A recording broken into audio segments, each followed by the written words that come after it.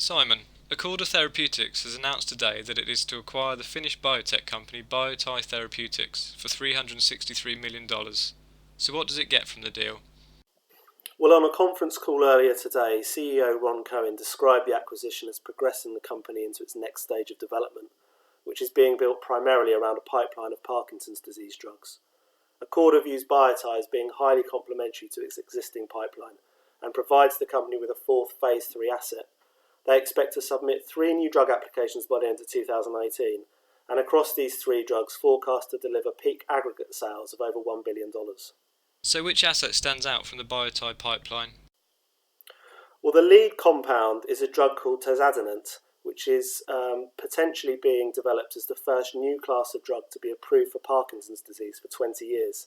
It's being developed specifically to reduce the so-called off time, the periods in a day when the effects of a patient's other medications are wearing off, which causes a worsening of symptoms. Phase 3 studies are ongoing. The drug should be filed by the end of 2018, and Acorda says peak annual sales could exceed $400 million. Okay, so given the cost of the deal, this looks like a sensible acquisition? Well, there is clearly a significant unmet need and commercial opportunity in Parkinson's disease, but developing effective treatments is also very challenging.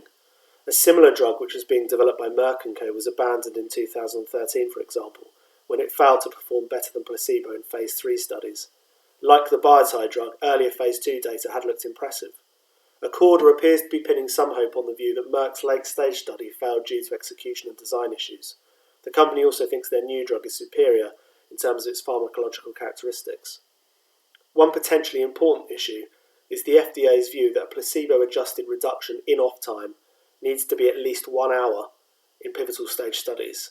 In Phase 2 testing, the Biotie drug achieved this, but only demonstrated a marginally longer reduction than an hour.